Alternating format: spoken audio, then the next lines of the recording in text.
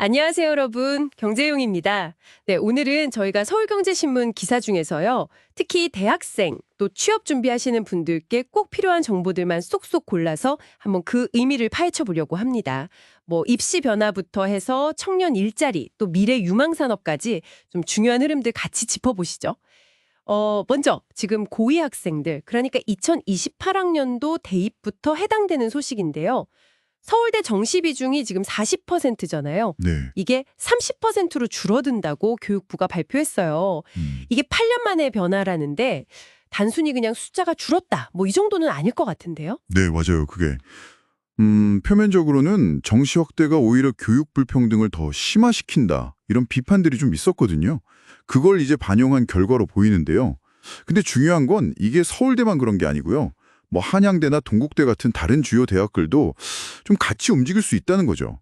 그러니까 단순히 정시 줄었네. 이게 아니라 대학들이 학생 뽑는 방식을 다시 좀 고민하기 시작했다. 이런 신호로 봐야 할 것 같아요. 학생들 입장에서는 그럼 수능 점수 말고 또 뭘 더 보여줘야 하나 이런 고민이 좀 필요해지는 거죠. 아, 그렇군요. 그냥 입시 전략만 바꾸는 차원이 아니고 고등학교 생활하면서 어떤 경험, 어떤 역량을 길러야 할지 좀 더 근본적인 고민을 하게 만드는 변화네요. 그럼 이제 대학생이나 졸업 앞둔 분들께 좀 더 와닿을 소식으로 가볼까요?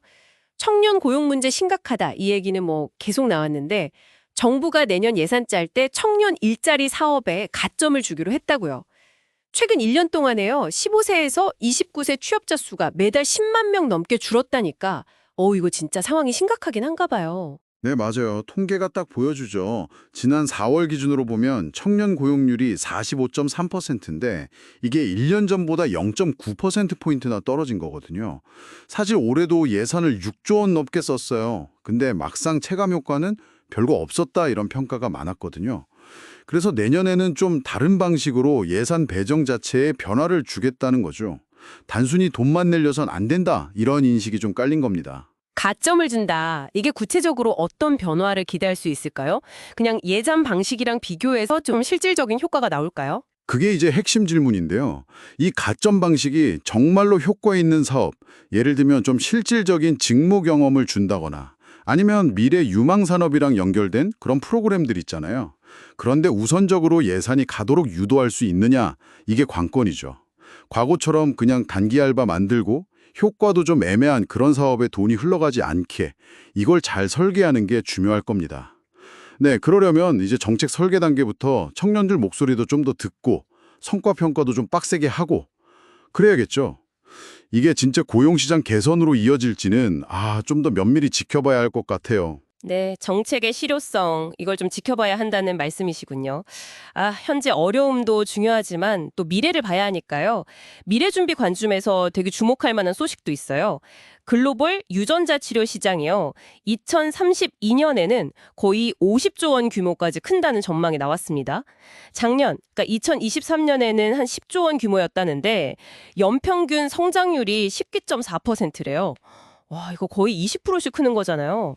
뭐 엄청난 속도네요. 네, 연평균 거의 20%면 이건 뭐 폭발적인 거죠.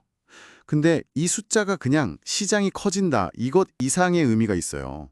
뭐 희귀질환이나 난치병 치료에 완전히 새로운 길이 열린다 이런 의미도 되고 또 관련 산업 전반에 새로운 기회가 막 생기는 거죠. 삼성바이오 에피스 같은 대기업이 이 분야를 아예 차세대 먹거리로 삼았고 또 알지노믹스 같은 우리 기업이 일라이릴리 같은 엄청 큰 글로벌 제약사랑 1조 원 넘는 기술 수출 계약도 맺었잖아요. 이런 것만 봐도 분위기를 알 수 있죠. 와, 그렇군요. 이런 성장세면 지금 대학생이나 취준생들은 어떤 점을 좀 주목하면 좋을까요? 그냥 바이오가 유망하구나 뭐 이 정도 말고요. 좋은 질문이에요. 이게 유전자 치료 분야라고 해서 꼭 생명공학 연구자만 필요한 게 아니거든요. 개발된 치료제를 또 만들어야 하잖아요. 그럼 생산공정 전문가, 또 임상시험 관리하는 전문가, 그리고 이게 규제가 되게 까다로워요. 이런 규제를 잘 이해하고 통과시키는 인허가 전문가, 심지어 개발된 기술 가치를 평가하고 투자하는 금융 전문가까지 정말 다양한 분야 인재가 필요해질 겁니다. 아, 네, 그러니까 내 전공이 꼭 바이오가 아니더라도 이 성장하는 산업이랑 내가 어떻게 연결될 수 있을까 그 지점을 찾아보는 게 중요해요. 예를 들어 뭐 데이터 분석 능력이라든지 규제에 대한 이해, 아니면 글로벌 커뮤니케이션 능력, 이런 것들이 오히려 더 중요한 경쟁력이 될 수도 있겠죠. 이야, 흥미롭네요. 진짜 전공의 벽 같은 거 넘어서 좀 융합적으로 봐야겠군요. 자, 오늘 저희가 이렇게 서울대 입시 변화에서부터 청년 일자리 정책 방향, 그리고 미래 유망 산업인 유전자 치료 시장까지 쭉 한번 살펴봤습니다. 현재와 미래를 좀 관통하는 그런 중요한 변화들이 아니었나 싶네요. 맞습니다. 이게 다 다른 얘기 같지만 결국에는 여러분의 어떤 경력, 경로라든지 삶의 선택에 다 영향을 미치는 요소들이거든요. 그래서 오늘 나눈 이야기들을 바탕으로 그럼 이 변화 속에서 나는 어떤 기회를 찾을 수 있지? 뭘 준비해야 하지?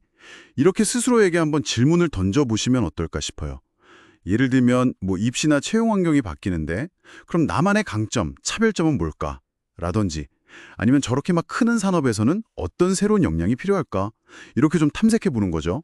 네, 스스로에게 던지는 질문, 그게 미래 준비의 첫걸음이 되겠네요. 네, 오늘 저희가 준비한 이야기는 여기까지고요. 다음 시간에도 여러분께 꼭 필요한 정보들 깊이 있게 분석해서 알기 쉽게 전달해 드리겠습니다.